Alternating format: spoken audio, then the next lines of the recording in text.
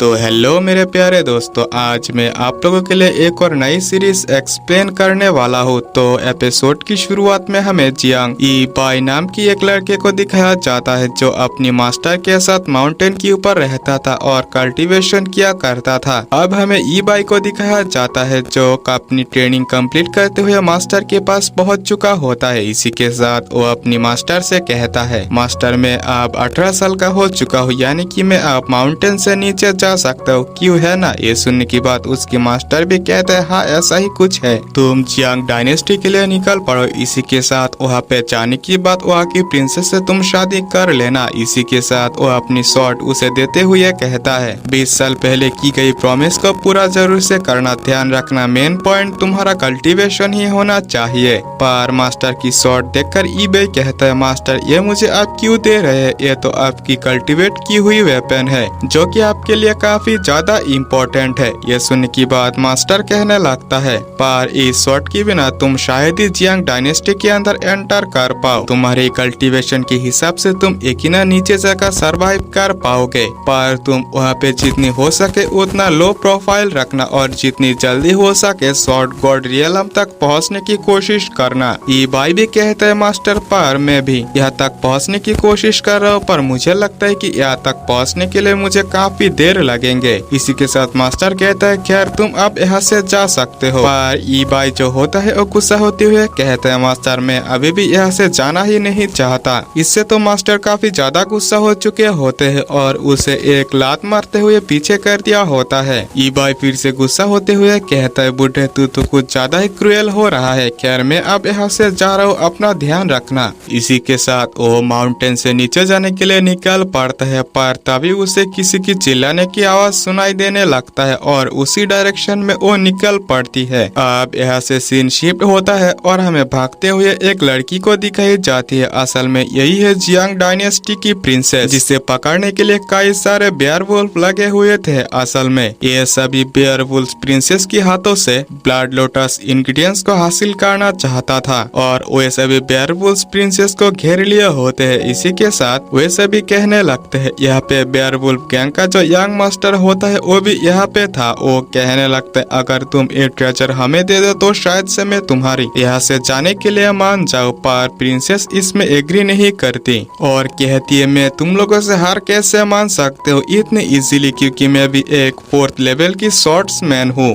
जिससे वो बेयरवुल्फ के यंग मास्टर कहता है, तो फिर क्या हुआ अगर तुम्हारे पास 4th लेवल की स्वॉर्ड्समैन वाली कल्टीवेशन है, पर हम क्वांटिटी में काफी ज्यादा है। इसी के साथ वो अपनी वेयरवुल्फ के साथ एक फॉर्मेशन क्रिएट करते हुए प्रिंसेस के ऊपर अटैक करती है। इस अटैक से प्रिंसेस की हालत धीरे धीरे खराब होने लगती है, पर यहीं पे सही टाइम पर ईवाई भी पहुंच चुका होता है। इसी के साथ एक ही अटैक के अंदर फॉर्मेशन डिस्ट्रॉय करते हुए प्रिंसेस को सेव कर ली होती है। इसे देखने के बाद प्रिंसेस भी काफी खुश हो चुकी होती है। इसी के साथ ईवाई उनके ऊपर काफी ज्यादा गुस्सा भी हो चुका होता है, पर वो बेयरवुल्फ गैंग की यंग मास्टर उनके ऊपर अटैक भी कर दिए होती है। इस अटैक को डॉज करते हुए ईवाई कहते हैं, मैं तो आज यहाँ पे समझौते से ये मैटर खत्म करना चाहता था, पर तुम सभी हो कि फाइट करने के लिए तैयार हो, आज लगता है तुम्हारे दिन अच्छा नहीं जाएगा। पर वहाँ पे जो यंग मास्टर होता है वो कहता है, बच्चे तुम कौन हो, अगर तुम यहाँ से बचना चाहते हो तो सही टाइम रहते है तुम यहाँ पे माफी मांग सकते हो। इसी के साथ उस लड़की से कहो कि ब्लड सोल लोटस ट्रेजर हमें सौंप दे। पर प्रिंसेस आगे आते हुए कहती है, मैं पहला पर्सन था जिसने ब्लड सोल लोटस ट्रेजर को ढूंढा था, इसी वजह से ये मेरी हुई। ये सुनने की बात ईबे भी कहते हैं, हाँ ये सही है, तो फिर तुम लोग कौन होते हो इसे हासिल करने वाले। पर इससे बेयरवुल्फ गैंग की सभी लोग ही काफी ज्यादा गुस्सा हो चुके होते हैं। जब प्रिंसेस ये देखती है कि अब उनके पास और कोई रास्ता मौजूद ही नहीं है तो वो ट्रेजर तुरंत ही वो खाली होती है। ये देखने की बाद बेयरवुल्फ की यंग मास्टर और ज्यादा गुस्सा हो चुके होते हैं। इसी के साथ कहता है, मैं आज तुम्हें यहीं पे फाड़ दूंगा, और वो तुरंत अकेले ही उनके ऊपर अटैक भी कर दिया होता है। पर यहाँ पे ईबाई आगे आते हैं, उसके अटैक को रोकता है। इसी के साथ उससे फाइट करते हुए काफी इजीली उसे पीछे भी कर दिया होता है। वेयरवुल्फ प्रिंस काफी कोशिश करता है ईबाई को हराने की, पर वो ऐसा नहीं कर पाता। पर उनमें से एक बेयरवुल्फ काफी ज्यादा पावरफुल होता है, वो ईबाई से फाइट करने की कोशिश तो करता है पर वो भी हार जाते हैं। इसी के साथ सभी एक साथ मिलकर जानकर भी अटैक करने की कोशिश करते हैं, पर ईबाई से फिर भी हार जाते हैं, जिस वजह से मजबूरन उन सभी को वहाँ से भागना पड़ता है। पर ये देखने की बात प्रिंसेस कहती है, तुमने उन्हें भागने कैसे दिया?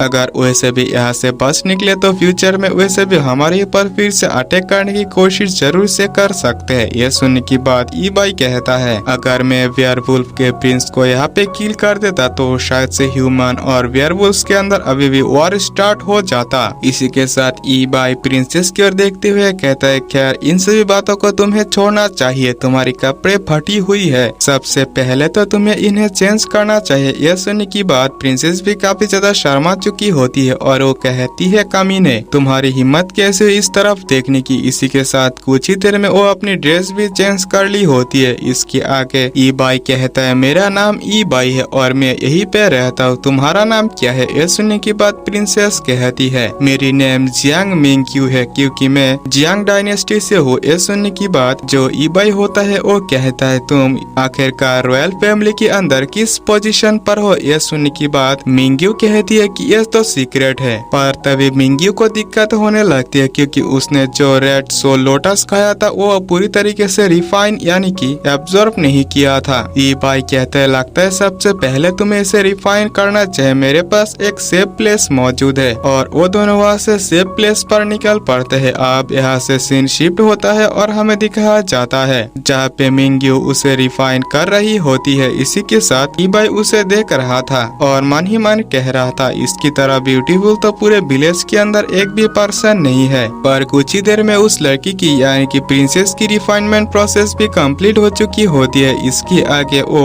ईबाई से कहती है, मेरी जान बचाने के लिए थैंक्स, और एक टोकन देते हुए कहती है, अगर तुम कभी भी जियांग डायनेस्टी जाओ तो रॉयल पैलेस पर जाके ये टोकन जरूर से दिखा देना, तब तुम मुझसे मिल सकते हो। पर ईबाई इसे वापस करते हुए कहता है, इसकी मुझे कोई भी जरूरत नहीं है, मैंने बस तुम्हारा जान बचाया, जो कि हमेशा से ही मैं ऐसा करता रहता हूँ। खैर अब अपने अपने रास्ते हमें निकल जाना चाहिए। और ईबाई वहाँ से निकल पड़ता है। पर जो प्रिंसेस मिंग्यू होती है वो उसका पीछा करने लगती है। इससे ईबाई कहता है कि तुम मेरा पीछा क्यों कर रहे हो? यह सुनने के बाद मिंग्यू कहते हैं, तुम काफी अच्छे पर्सन हो और वेयरवुल्फ कभी भी आ सकते हैं, इसी वजह से तुम्हारे साथ रहना ही मेरे लिए सेफ है। उसकी काफी ज्यादा रिक्वेस्ट करने पर फाइनली ईबाई भी इसके लिए मान गया होता है। इसकी आगे प्रिंसेस मिंग्यू फिर से कहती है, तुम अगर यहीं पे रहते हो, क्या तुम्हें पता है स्नेक ग्रास कहाँ पे मिलेंगे? तो ये सुनने की बात ईबाई कहते हैं, वैसे तुम इससे क्या करने वाले हो? क्योंकि कुछ ही देर पहले तुमने एक इंग्रेडिएंट लिया है, अगर फिर से कुछ लेते हो तो तुम्हारे लिए सेफ नहीं है। यह सुनने की बात मिंग्यू कहती है कि मैं इसे अपने लिए नहीं बल्कि मैं अपनी फादर के लिए लेना चाहती हूँ। अब यहाँ से सीन शिफ्ट होता है और हमें जियांग डायनेस्टी की कमांडर मिंग को दिखाई जाती है, जो कि यहाँ पे प्रिंसेस को ढूंढते ढूंढते पहुँच चुकी होती है। इसी के साथ साथ एक गार्ड उसके पास आते हुए कहते हैं, कमांडर इंग, हमने प्रिंसेस की लोकेशन को ट्रैक कर लिया है और पास ही वेयरवुल्फ के एक झुंड भी है, तो